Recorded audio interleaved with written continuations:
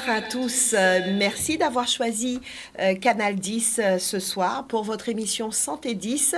Nous avons ce nouveau numéro qui va vous parler des différentes étapes de la grossesse et pour vous en parler des professionnels de santé.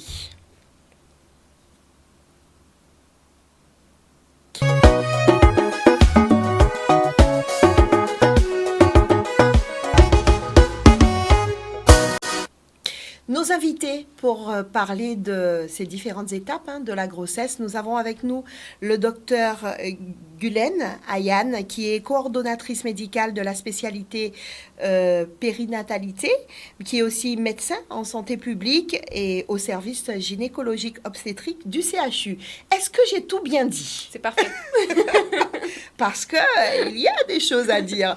Juste à côté de vous, on a avec nous Madame Laurent Savana, qui elle est diététicienne. Bonsoir. Bonsoir. Merci à vous d'être là. Madame France-Lise Nadessin, qui est coordonnatrice administrative de la spécialité périnatalité au GIPRASPEG, mais qui est aussi sage-femme de métier. Bonsoir, Madame Nadessin. Bonsoir, Brigitte. Eh bien, ce soir, on va parler des différentes étapes de la grossesse. Mais il y a beaucoup à dire. Et voilà pourquoi on a choisi de faire l'émission en deux parties. Ce jeudi, ce soir, nous allons parler des 2 premières étapes de la grossesse. Et jeudi prochain, des 2 autres étapes de la grossesse. Alors, vous vous dites, mais comment ça, 4 étapes? Ce que je vous propose, c'est déjà de citer les 4 étapes de la grossesse et de dire sur quoi on va s'arrêter ce soir. Madame Nadessin ou docteur Ayhan? Oui. Donc, oui, ce soir, alors, on a choisi de parler on a cité 4 étapes de la grossesse parce que, tout d'abord, il y a déjà la décision de devenir enceinte. Donc, avec la consultation préconceptionnelle dont nous allons parler ce soir, aussi du début de grossesse et du suivi de la grossesse, donc les étapes qu'il faut absolument faire pour suivre une grossesse et pour avoir un bébé en bonne santé. Et après, donc, la prochaine émission sera sur la préparation à la naissance, tous les cours de préparation à la naissance et ce qui se passe après la naissance, avec l'arrivée du bébé, tout ce qui peut se passer en bien ou en mal. Parce que, bon, si le couple est bien préparé, ça se passe bien, mais on a toujours besoin de soutien, donc un accompagnement après la naissance. Donc, ce soir, vous l'avez compris, chers téléspectateurs, nous allons parler des 2 premières étapes. Donc, on va commencer par la toute première, la consultation préconceptionnelle. Qu'est-ce que la consultation préconceptionnelle, docteur Ayhan? Oui, alors la consultation préconceptionnelle, c'est une consultation peu connue, mal connue. C'est la consultation chez le médecin qu'on a avant de tomber enceinte. Donc, quand la femme ou le couple a un projet de grossesse, c'est le moment de consulter pour faire le point sur sa santé, sur le vaccin. Il y a certains vaccins qu'on ne peut pas faire pendant la grossesse, donc c'est vraiment le moment de le faire. C'est le moment aussi de faire, par exemple, pour les femmes, le frottis. Donc, le frottis, c'est pour le dépistage du cancer de col de l'utérus. C'est le bon moment pour le faire. Et surtout aussi pour les femmes qui ont des antécédents médicaux, par exemple l'hypertension, le diabète, la drépanocytose. C'est le moment d'en parler et surtout de planifier la grossesse envisagée, puisque s'il y a des femmes qui ont des antécédents médicaux, il faut consulter d'autres spécialistes pour faire le point sur leur état de santé et aussi voilà, de voir ce qu'il faut préconiser en fait. C'est cette première partie, la consultation préconceptionnelle, c'est valable uniquement pour les personnes qui ont décidé d'avoir un bébé, qui sont préparées. Nous le savons tous, quelquefois on tombe enceinte, voilà, on n'est pas forcément préparé. Et quand c'est comme ça, docteur Ayhan, eh bien, comme on n'a pas pu avoir cette consultation préconceptionnelle, ça veut dire qu'on n'a pas forcément tous les vaccins. Oui. C'est pas trop. Je veux dire, c'est pas trop grave. Il faut pas s'inquiéter que si on n'a pas eu cette consultation préconceptionnelle. Voilà, comme je dis, c'est très peu connu. La majorité des femmes qu'on voit en consultation, qui sont enceintes, qui n'ont pas eu cette consultation préconceptionnelle, on continue quand même. On continue de faire la surveillance de grossesse et on essaie de rattraper soit après la naissance, soit on des conseils.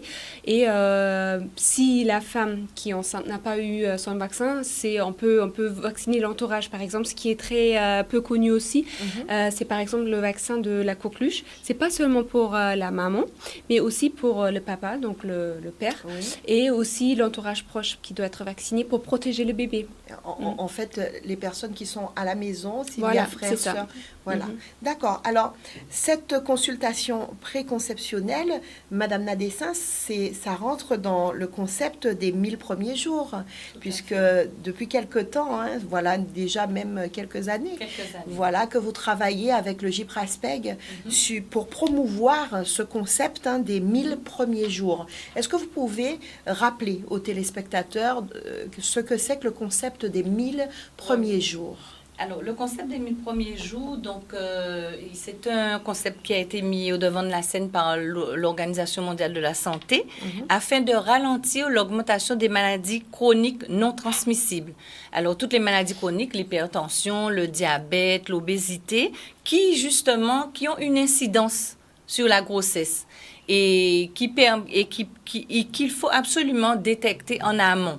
Donc, il y a aussi les problématiques environnementales, la problématique environnementale et aussi l'alimentation, qui est très importante dans ce concept de 1000 premiers jours. Donc, on s'y attache en amont de la grossesse pour permettre au couple de mener à bien la grossesse et d'avoir un bébé avec un capital santé qui peut justement le préserver des maladies chroniques à venir lors de l'âge adulte. Très bien. Et dans ce concept des 1000 premiers jours, et même dans cette consultation préconceptionnelle, il est très, très important de bien s'alimenter, n'est-ce pas, Madame Laurent, qui est diététicienne. Diététicienne, nutritionniste, donc en effet, donc il faut bien comprendre, bon déjà, on est ce qu'on mange, donc déjà, soi-même sans concept de bébé, il faut vraiment bien comprendre que notre corps va utiliser ce qu'on lui apporte pour se développer. Donc encore plus quand on veut avoir du coup un enfant, quand l'enfant, le fœtus commence à se développer, il va déjà puiser en fait son énergie et les nutriments dont il a besoin dans les réserves de la maman. Très bien. Le but en fait, c'est de pouvoir avoir des réserves suffisamment importantes pour pouvoir que ce développement du fœtus se passe bien. Voilà, et donc en amont, c'est encore mieux, puisqu'on se rend compte que les mamans, en fait, ont certains micronutriments spécifiques qu'ils manquent souvent. C'est valable pour le couple ou que la maman? Alors, c'est valable. Donc, ce qui est bien, c'est que quand il y a une dynamique de couple, c'est encore mieux. Et voilà, ça se fait à deux, l'enfant. Donc, c'est mieux que quand même le couple ait cette même hygiène alimentaire. Voilà. Mais même au niveau de la conception, puisque là, on est quand même bien avant de concevoir l'enfant. Donc, est-ce que, docteur, ça joue aussi l'alimentation du père parce qu'on n'a pas encore le bébé, donc on va le concevoir. Donc, cette notion de bien s'alimenter, quand je demande si c'est valable aussi pour le papa, c'est au niveau vraiment de la santé, est-ce que ça joue vraiment un rôle? Oui. Oui, ça peut jouer un rôle. Et comme elle a dit, Madame Laurent, de toute façon, c'est un concept à deux. Et de toute façon, à domicile, c'est difficile d'avoir deux régimes alimentaires différents. Donc voilà, ça se fait à deux. Et ce qui est important, par exemple, pour le père, c'est la consommation de tabac. On sait que ça a un impact sur la fertilité. Donc une bonne hygiène de vie, c'est élémentaire. Madame Laurent, il est conseillé de manger des produits locaux aussi à ce moment-là? Alors, on a la chance en Guadeloupe, comme je disais, ce qui est important, c'est les micronutriments, parce qu'on a souvent l'habitude de parler des macronutriments, donc les glucides, le sucre, les lipides. Donc, on sait qu'il y a les bons lipides avocat, huile d'olive, huile de colza et les mauvais, hein, bon, viennoiserie, voilà, huile cuite, etc. Et puis les protéines, la viande, le poisson. Mais on oublie tout ce qui est micronutriments. Or, notre biodiversité regorge. On a cette chance d'avoir des produits qui regorgent de micronutriments. Et finalement, avec une alimentation variée et adaptée à notre territoire, ben, on se rend compte qu'il n'y a pas vraiment de carence. L'essentiel, c'est de varier. Le problème, c'est qu'on a tendance à ne pas varier notre alimentation. Donc, quand on mange des racines, patates douces, ignames, fouilles à pain, quand on mange également des légumes comme les épinards, le giromon, la christophine, on fait un stock de calcium, de fer, de vitamine C, parce qu'il faut savoir que la vitamine C se trouve aussi dans nos féculents, patates douces, voilà, qui est exceptionnel, voilà. Donc, on peut prendre en smoothie, on peut prendre en fruits frais, on peut également prendre nos racines à l'eau. Évitez de tout le temps faire des gratins, je fais une petite... Oui, et justement, expliquez pourquoi c'est important. Parce que, en fait, à chaque fois qu'on rajoute de la matière grasse dans un aliment, on diminue un petit peu son pouvoir. Par exemple, au niveau des racines, c'est les fibres, etc. Quand on rajoute de la matière grasse, c'est pas la même chose au niveau de la digestion. Et en plus de ça, vous savez que tout excès nuit et un excès de matière grasse peut encrasser nos artères, voilà, le sang, etc. Donc... Est-ce que, Madame Laurent, est-ce que quand on est drépanocytaire, quand on est diabétique, quand on est hypertendu, quand on a des antécédents, hein, est-ce qu'on doit s'alimenter autrement? Est-ce qu'il y a encore autre chose à faire quand on sait qu'on veut avoir un bébé? Alors, j'aimerais surtout insister sur le fait qu'avoir un enfant, entrer dans une grossesse, c'est pas qu'on doit plus manger, donc on ne doit pas manger 2 fois plus, on doit manger 2 fois mieux. C'est-à-dire que les erreurs qu'on faisait auparavant, il faut essayer de les corriger même en amont pour qu'on parte sur des bases saines, en fait, au moment de la grossesse. Une personne diabétique, avec une alimentation équilibrée, son diabète, sa glycémie est régulée. Donc, moi, j'ai envie de vous dire, la meilleure alimentation, c'est celle du diabétique, c'est la plus équilibrée et c'est celle que tout le monde devrait avoir. Donc, il n'y a pas de problème, en fait. Il faut juste vraiment prendre les conseils en amont et ne pas laisser pour plus tard. Voilà. Docteur Ayane, pour une maman qui aurait des antécédents, hein, qui serait drépanocytaire ou encore diabétique ou hypertendue, est-ce que dans cette consultation préconceptionnelle, il y a des choses précises qu'on doit conseiller à ces gens? Oui, donc comme je dis tout à l'heure, c'est vraiment important pour ces femmes qui ont des antécédents médicaux obstétricaux. Par exemple, pour les femmes qui ont une hypertension, le risque, c'est de développer ce qu'on appelle une prééclampsie. C'est une maladie qui apparaît plutôt à la fin de la grossesse, avec une hypertension et ce qu'on appelle une protéinurie, c'est-à-dire des protéines dans les urines. Et cette maladie peut être à la fois dangereuse pour la maman et le bébé. Et si on sait que la patiente a des antécédents de prééclampsie, on peut instaurer un traitement adapté. Donc c'est pour ça que c'est important de voir le médecin le plus tôt possible. Il y a aussi des possibilités de faire des bilans. Et il y a certains bilans qu'on peut faire seulement en dehors d'une grossesse. Donc là aussi, à ce moment-là, parce que si la femme vient, elle est déjà enceinte, on ne peut pas faire certaines analyses. Donc encore plus... important de venir avant de tomber enceinte. La patiente drépanocytaire, c'est particulier aussi? Oui, la femme patiente drépanocytaire, c'est très particulier. Elle doit consulter, aller voir les médecins spécialisés en drépanocytose. Il faut faire vraiment le point sur son état de santé. Ce sont des patients qui ont une anémie, qui ont été transfusés plusieurs fois. Donc, il y a certaines choses à voir avec le médecin et en coordination avec le gynécologue qui suit la patiente et le médecin spécialisé en drépanocytose. Et en ce qui concerne la future maman diabétique? Ce qui concerne la future maman diabétique, c'est de regarder si son diabète il est équilibré. Le diabète, c'est un facteur de risque pour certains issus défavorables de grossesse. Donc là, à ce moment-là aussi, on fait certaines analyses. On envoie par exemple la femme diabétique aussi aller voir l'ophtalmologue pour faire un point sur les yeux. Aussi, il y a certaines femmes qui ont en même temps des problèmes cardiaques. Donc, c'est à ce moment-là qu'on va voir le cardiologue. Donc, il y a plusieurs... C'est vraiment au cas par cas. Donc, c'est difficile de généraliser. Il faut vraiment voir la patiente et faire le point sur son... D'où l'importance de la première consultation préconceptionnelle.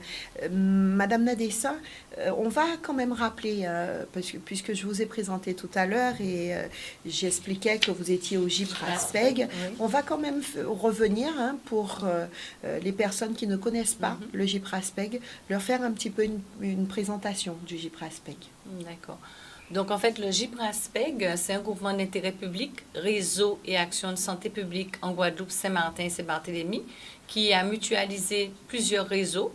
Donc, il y a le réseau HTA, le réseau diabète, le réseau périnatalité, dont je fais partie, le réseau addiction, le réseau Grandir, qui s'occupe des troubles de l'obésité chez l'enfant, le réseau asthme, respiralisé, qui s'occupe des troubles du sommeil et de l'asthme.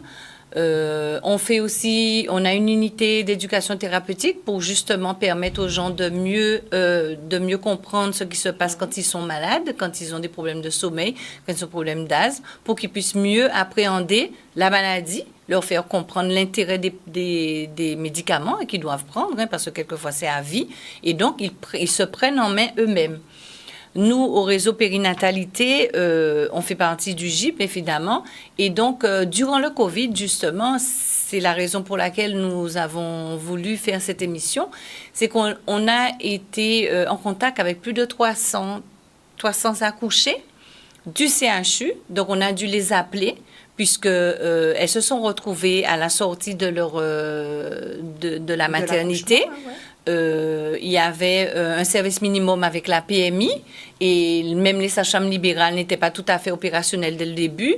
Il y avait les médecins aussi. Bon, voilà, on ne savait pas trop où s'orienter. Donc, nous, on les appelait et on échangeait avec elles sur justement les gestes barrières et sur comment l'accueil du bébé s'était fait à la maison, ce dont elles avaient besoin. Et on s'attachait à les orienter pour que dans les 10 jours, le bébé soit vu. Il fallait que le bébé soit vu soit par une sage-femme, soit par un médecin, soit par la PMI, pour s'assurer que tout va bien. Et vous, au GIPRASPEG, vous avez pu coordonner ça? On a fait ça en télétravail, ma secrétaire et moi, pour pouvoir les orienter au mieux. On a coordonné, on a eu une bonne relation avec tous les partenaires.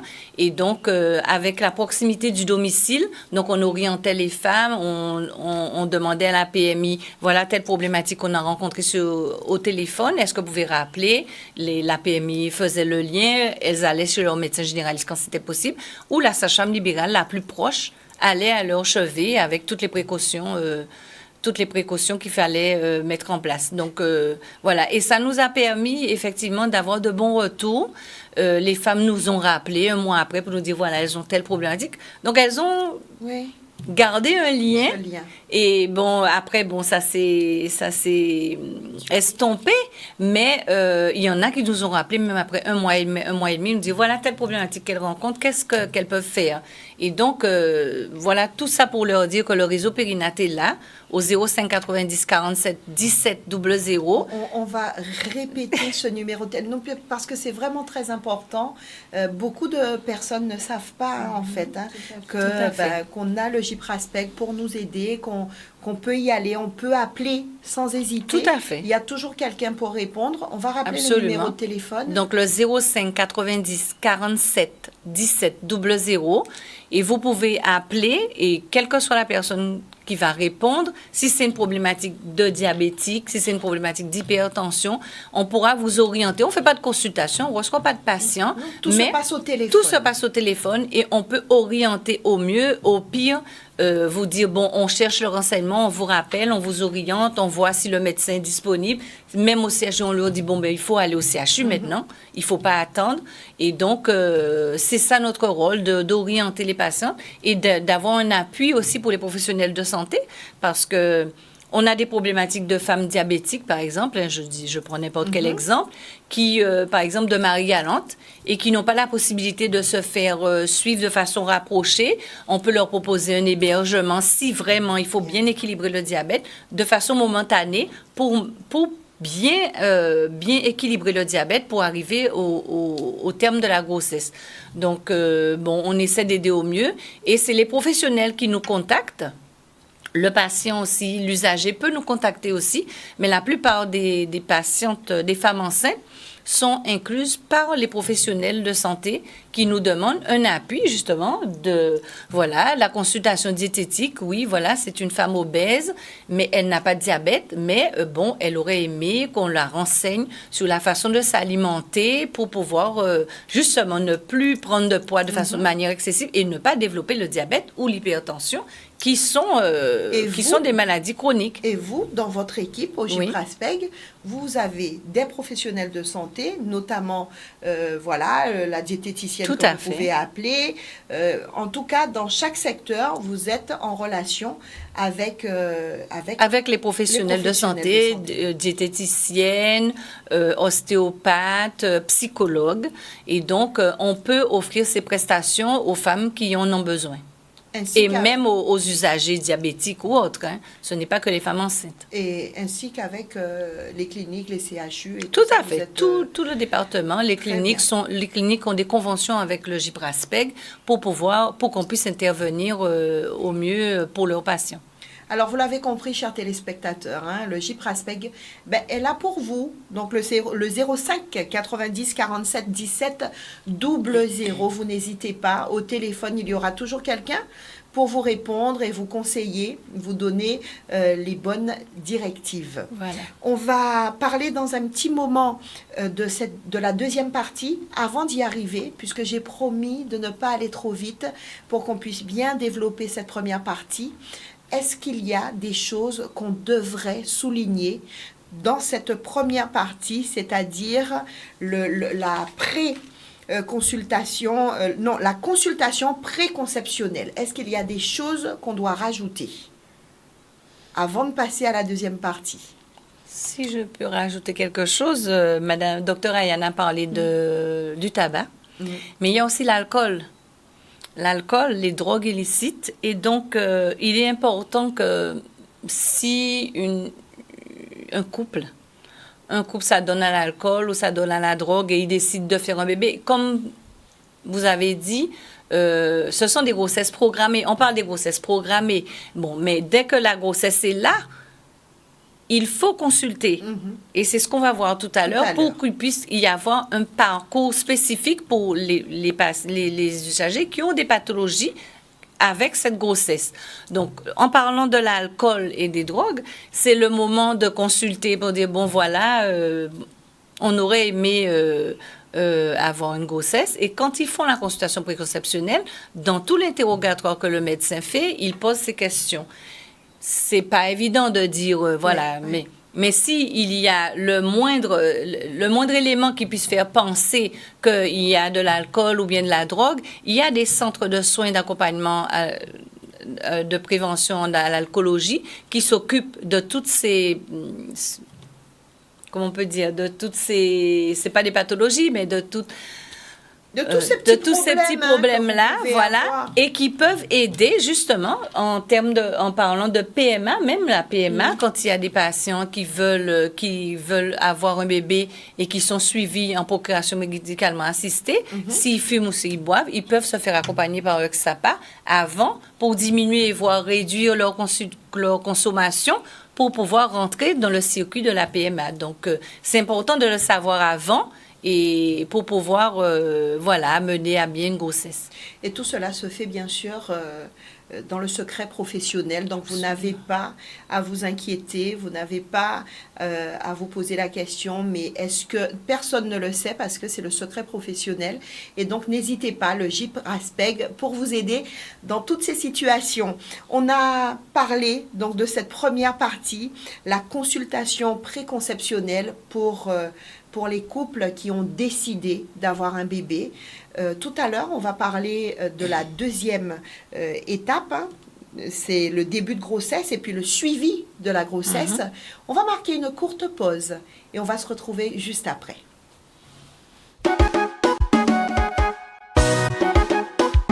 C'est bon.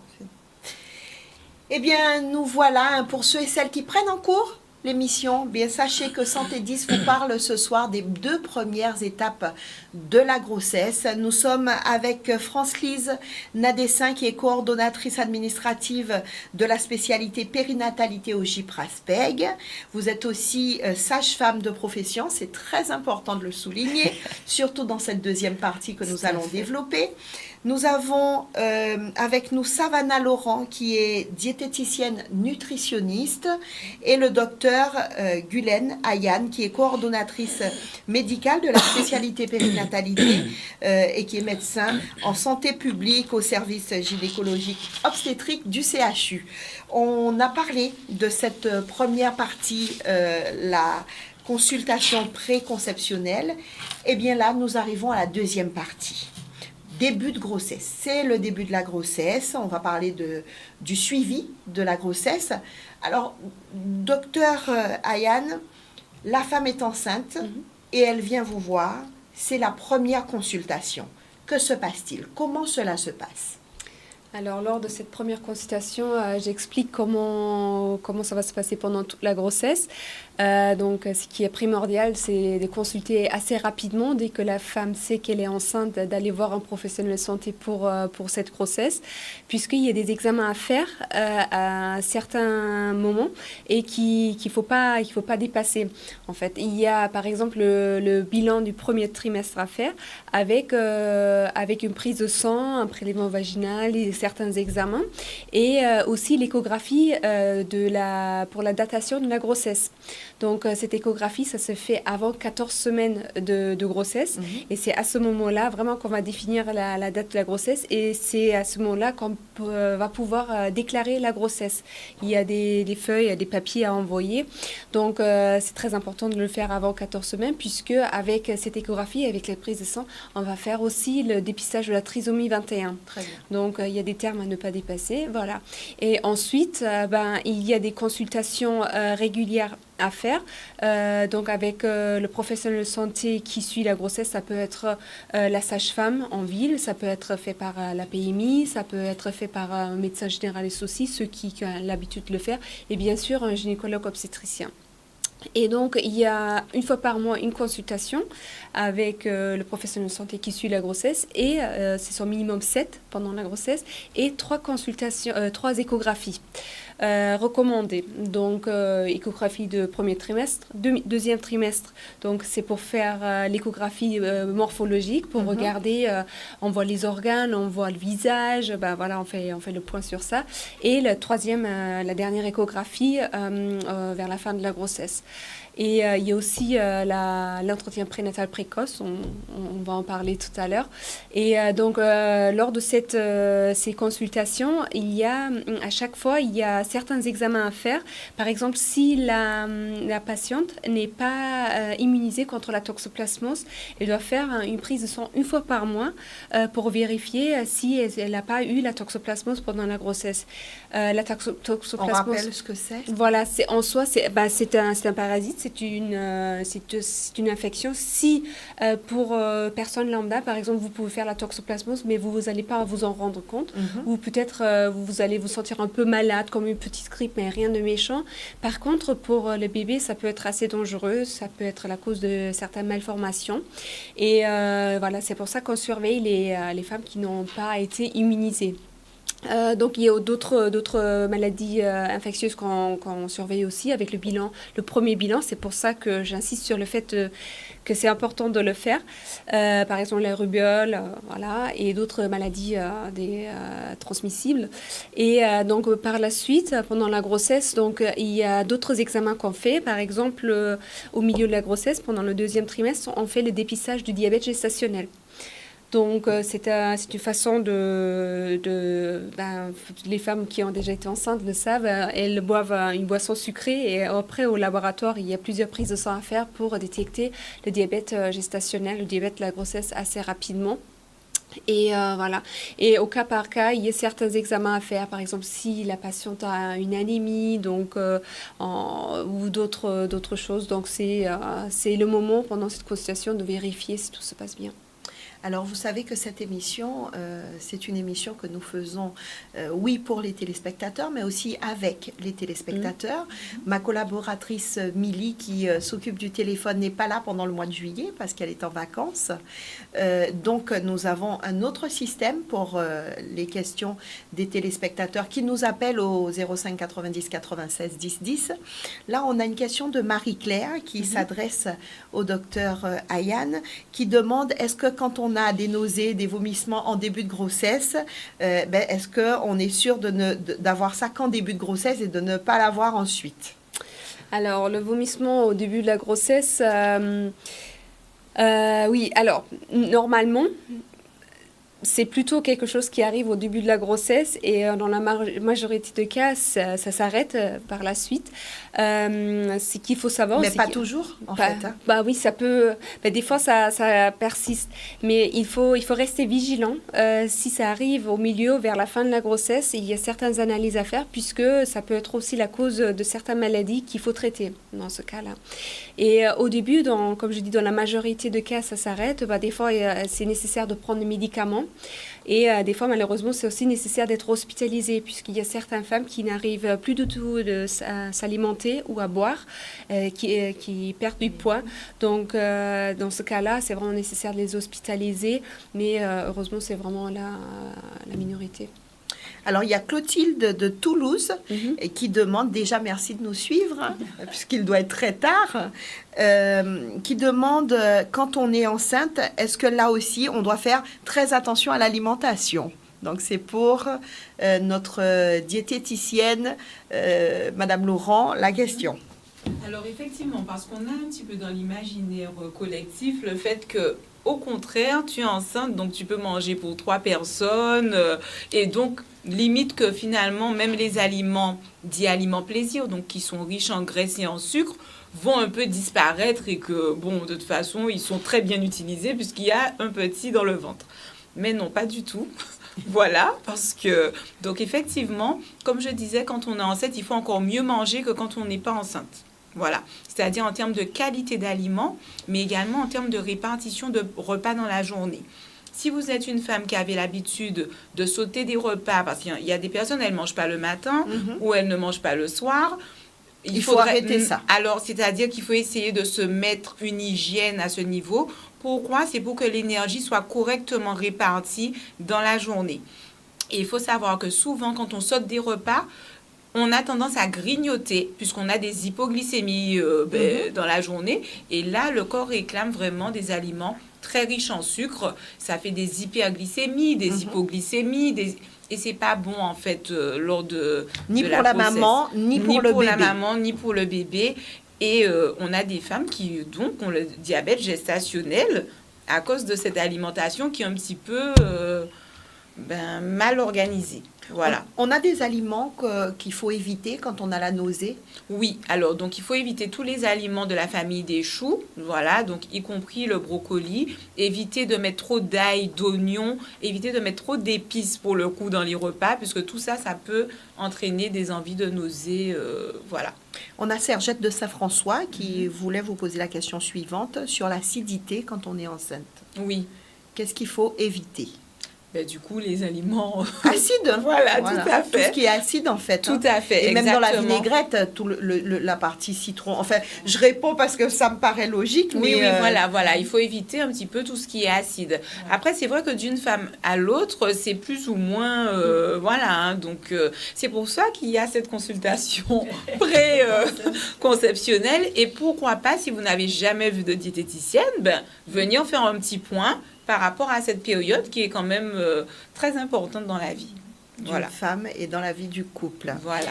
Madame Nadessin, vous êtes sage-femme de profession, je le disais tout à l'heure, au-delà d'être au GIPRASPEG, hein, vous avez la sage-femme en général a un rôle particulier durant cette deuxième partie de la grossesse, c'est-à-dire le début de grossesse et le suivi de la grossesse. Est-ce qu'on peut en parler? Tout à fait. La sage-femme est déjà un rôle médical. Hein. Elle peut suivre une grossesse la grossesse De A à Z. de A à Z, dès que tout est physiologique, et elle sait détecter les pathologies pour orienter au mieux vers les professionnels compétents. Donc, elle suit toute la grossesse et puis elle fait les préparations à la naissance et elle peut faire l'accouchement, bien évidemment, et suivre le bébé jusqu'au 8e jour à domicile.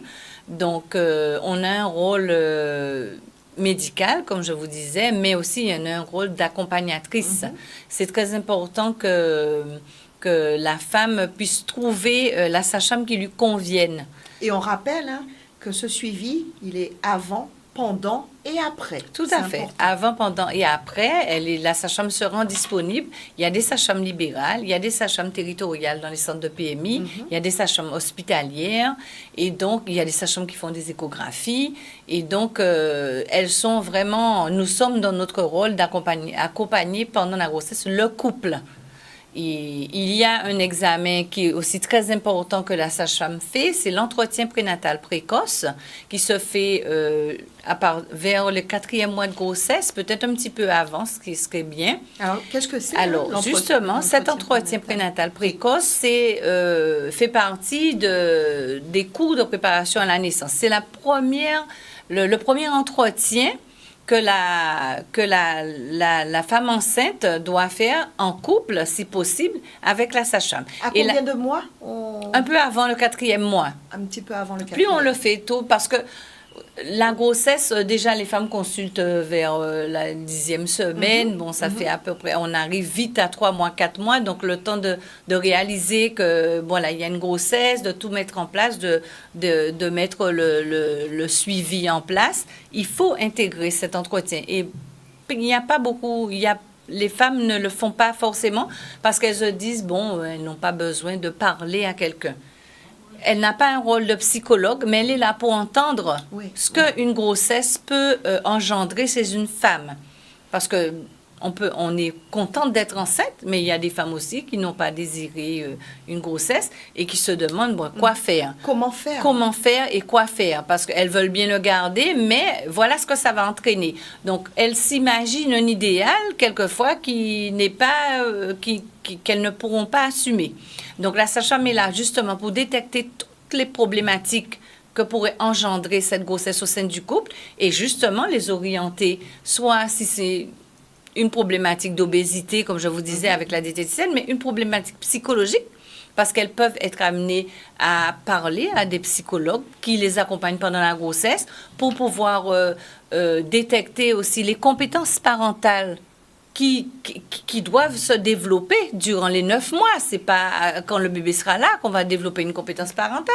Donc, il faut s'imprégner de cet enfant qui va venir, accompagner la femme enceinte. Il faut que le compagnon ou le mari, l'époux, quelle que soit la personne qui accompagne la femme enceinte, qu'il soit là, qu'il s'implique. Qu'il soit là, qu'il s'implique. Bon, il peut ne pas être là. Oui, on a beaucoup de familles monoparentales, mais il y a un autre référent qui peut être la maman, la grand-mère, pour soutenir cette femme enceinte qui ne doit pas se retrouver seule. Elle ne doit pas se retrouver seule avec un enfant à venir. Elle peut assumer, elles disent qu'elles peuvent assumer, mais ça a des conséquences quand même. La grossesse n'est pas anodine chez une femme. Il y a la transformation du corps qu'il faut assumer. Il y a les pathologies qui peuvent se déclencher. Il y a ce bébé qui arrive. Et qui ressent justement, juste une transition. Tout à fait. Quand on parle d'avoir quelqu'un à ses côtés, d'être soutenu, d'être encadré pour ce moment de grossesse, qui est un moment quand même très particulier pour la femme, on doit dire aussi, docteur, que le bébé ressent si la maman n'est pas bien entourée, qu'elle ne va pas bien, qu'elle est stressée, le bébé ressent tout ça. Et là aussi, ça peut jouer un rôle. Oui, tout à fait. Donc, je suis complètement d'accord avec Madame Nadessin. Donc, le soutien pendant la grossesse, c'est primordial parce qu'il y a des changements physiologiques qui apparaissent déjà. Ça peut aussi jouer sur le moral. Donc, c'est toujours plus agréable d'être soutenu, entouré. Donc, aussi lors des consultations. Pendant la période Covid, c'était un peu compliqué, mais là, de nouveau, les pères ou les personnes proches sont admises par exemple en salle de naissance ou lors des consultations. Donc, C'est encouragé. Alors, l'entretien prénatal précoce, Oui. Madame Nadessin, donc on a dit juste un peu avant. Un peu avant le 4e mois, c'est remboursé par la Sécurité sociale. Il faut savoir, ce qu'on n'a pas dit aujourd'hui, c'est que toute femme enceinte doit déclarer sa grossesse à la Caisse générale de sécurité sociale pour que la Sécurité sociale les accompagne pendant toute la grossesse pour les examens à faire, parce que ça a un coût. Il y a les échographies. Et dès qu'elles ont les droits ouverts, le GIPRASPEC les accompagne aussi à ouvrir leurs droits, à monter les dossiers. Donc, même quand c'est pour possible. les papiers, pour la partie Tout à administrative, fait. le GIPRASPEG peut conseiller, peut aiguiller. Conseiller, voilà. Très bien. Et on a une prestation qui permet aux femmes enceintes de monter leur dossier pour l'ouverture de droit de la grossesse. Parce que quand on n'a pas de droit ouvert, on suit une grossesse de manière très difficile, même si la PMI est là. Mais quand on arrive à l'accouchement, il faut payer l'hôpital aussi. Hein. Ouais. Il faut payer le... C'est une prestation. Bon, là, on arrive, on n'a pas de droit ouvert. Bon, bien évidemment, tout sera fait pour la femme enceinte à l'hôpital, mais il y a la note qui va arriver après. Il faut se mettre à l'évidence. Donc, si pendant la grossesse, et ça permet aux femmes de bien suivre leur grossesse, c'est important. Parce que Voire primordial, la grossesse même. a un coût, mine de rien. On n'y peut rien. La grossesse a un coût, même si il faut bien s'alimenter, certes, parce que ça a un coût aussi de bien s'alimenter. Et ça a un coût de faire les examens. Ça a un coût d'acheter les médicaments que le docteur Ayane va prescrire, les prises de sang. Eh bien non, on va attendre. Bon, on ne peut pas les faire. Hein. Elle revient à la consultation suivante. Eh bien non, j'ai pas pu parce que je ne pouvais pas. Je ne pouvais pas. Donc ça nous dérange quelque part parce qu'il y a des organismes qui peuvent faire, on peut aider les femmes à mieux suivre leur grossesse. Alors quand et vous ne savez pas comment faire, ne restez pas sans soin, ne restez pas, appelez le Bien GIPRASPEG. Il y aura du monde pour vous répondre, pour vous conseiller, vous aiguiller. On vous rappelle le numéro de téléphone. Madame Nadessin, on va rappeler le numéro de téléphone. 05 90 47 17 00. Et quel que soit le professionnel de santé en périnatalité, ils connaissent le GIPRASPEG. Ils peuvent vous dire, eh bien, je vais vous orienter vers le GIPRASPEG ou je vais appeler, je vais vous inclure pour qu'on puisse vous accompagner durant la grossesse. Donc, voilà, c'est ce qu'on fait. Mais effectivement, comme on revient à cet entretien prénatal précoce, qui est important, qui permet de dépister toutes les vulnérabilités qui pourraient se créer autour de la grossesse, que ce soit dans le couple, parce que le père aussi, quand il vient à cet entretien, il a des questions à poser. Parce qu'il y a Internet, mais il y a la compréhension de ce qu'on lit sur Internet. Oui. Et donc, on peut bien sortir un papier sur Internet et venir voir la sage-femme qui, à mon avis, a beaucoup plus de temps d'écoute qu'un gynécologue ou qu'un généraliste, qui a son cabinet bien rempli. Et la sage-femme peut répondre, ben voilà, j'ai vu ça, j'ai lu ça, est-ce que vous m'expliquez, voilà, ça m'inquiète, est-ce que moi, ça me concernerait? Donc, l'entretien, pour moi, il se fait là, mais il est pendant toutes les consultations après. Il y a toujours des entretiens parce que la femme enceinte n'arrive pas à se livrer. C'est pas le premier jour, elle dit, bon, vous savez, ben, moi, je me drogue, ou bien moi, je bois, ou bien moi, je subis des violences conjugales. Hein. Elle vient vous voir pour la première fois. Tant qu'il n'y aura pas l'alliance avec le professionnel, cette confiance, voilà. cette complicité Absolument. même, qui va permettre de parler une prochaine fois ou dans 2-3 fois, Tout à mais fait. de dire à cette personne que voilà.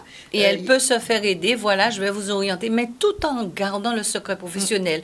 Ce qui se dit dans l'entretien ne sera transcrit nulle part, il sera transcrit dans le dossier de la patiente et à charge avec l'accord de la femme enceinte de lui proposer une orientation, soit avec un psychologue, soit avec un autre professionnel. Donc, tout ça reste au sein du cabinet de la sage-femme qui aura reçu l'information et qui pourra aider la femme. Alors, on a une question de Tony de Pointe-Noire. Tony qui dit ma petite amie attend un bébé. Est-ce normal que le gynécologue ne fasse pas de consultation et que ce soit la sage-femme? Alors, consultation, non. Est-ce que c'est vraiment... Non, le gynéco consulte, mais la sage-femme fait la suite. Enfin, selon ce que vous m'avez expliqué. Oui, parce que en fait, le choix, c'est le choix de la femme enceinte. Le choix de la femme enceinte, c'est de décider que ce sera le gynéco, que ce sera la sage-femme. c'est elle qui choisit. Elle peut choisir aussi de le faire en binôme, une fois la sage-femme, une fois le gynécologue. Et comme je vous dis, dès qu'il y a une pathologie, la sage-femme, elle doit s'en remettre au professionnel, au gynécologue qui va l'orienter. Mais il n'y a pas de... Est-ce normal? Si la femme va voir le gynécologue, bien sûr, elle aura sa consultation. Il y a pas, c'est son choix délibéré de se faire suivre, soit pour un gynécologue ou par les deux. Il n'y a pas de problématique, même si la grossesse est physiologique. Hein. J'espère qu'on a répondu à la question de Tony. En tout cas, merci à vous, chers téléspectateurs, de réagir. Hein. C'est une émission pour vous. Et puis, c'est bien qu'un homme, moi j'ai trouvé ça sympa qu'un homme pose une question. Voilà, on arrive pratiquement à la fin de notre émission. Je garde toujours les 5 dernières minutes si on a un petit quelque chose à rajouter. Je vais commencer avec Madame Laurent. Alors, c'est pour aider les personnes à choisir leur aliment. Je vais donner quelques aliments très clés bien. en fait à avoir. Hein. Alors donc concernant le fer, donc les aliments, la courgette et l'épinard, ce sont les plus riches en fer en termes de légumes. La pomme cannelle en termes de fruits. Les pois boukoussou et les pois de bois sont très riches en fer également.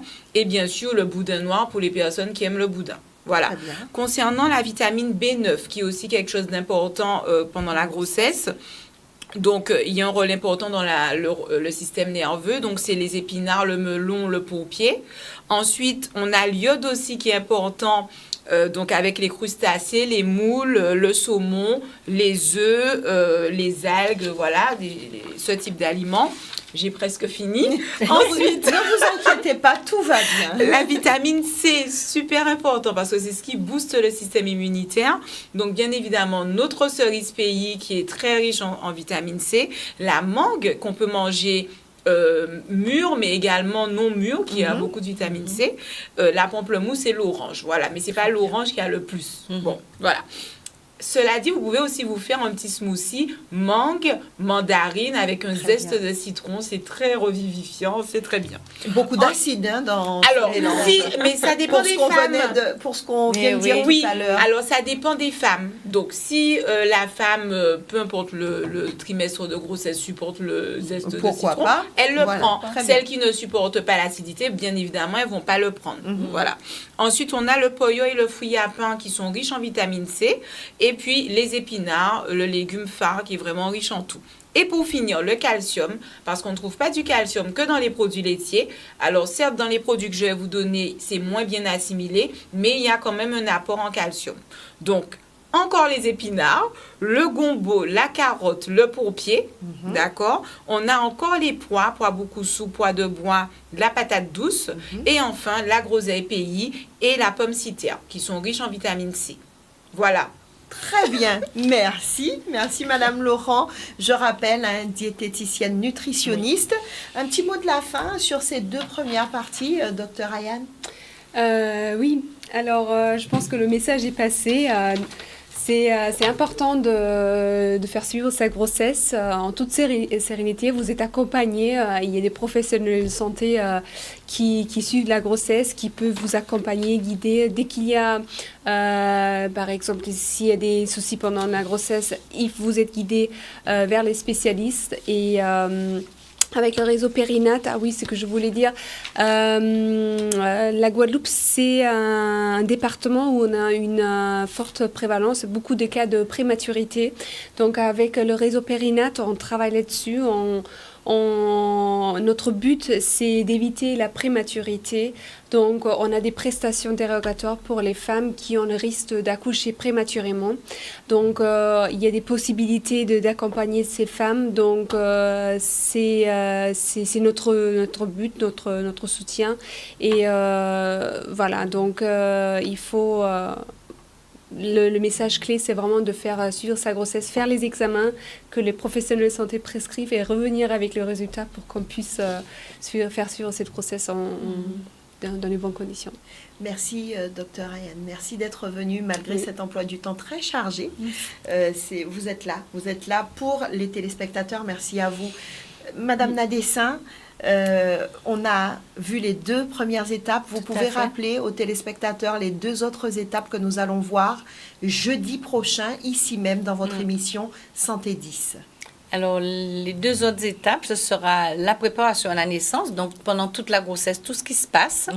Et puis, après la naissance, comment accueillir bébé. Donc, on aura normalement des administratifs de la CAF. On aura un médecin, gynécologue, qui va parler de la contraception, parce qu'il faut parler aussi de la future contraception, de l'accoucher. Et puis, moi-même. Très bien, mais c'est avec plaisir. Et puis un psychologue aussi, parce que le côté psychologique de la grossesse, c'est très, très important. Comme je vous ai dit, une grossesse, c'est pas anodin. Ça peut faire des désordres, comme ça peut donner un bien-être fou. Le plus souvent, c'est un bien-être fou, heureusement pour nous. Et puis, parler aussi un peu de la dépression postnatale qui peut arriver. Donc, voilà. Et puis, moi, tout ce que je veux dire, c'est que ces 1000 premiers jours, c'est de la conception jusqu'aux 2 ans de l'enfant. Et il y a l'alimentation à mettre en place avant la conception jusqu'aux 2 ans de l'enfant. Très bien. Pour pouvoir lui aussi alimentaire tout à fait 2 ans, très tout important. très important.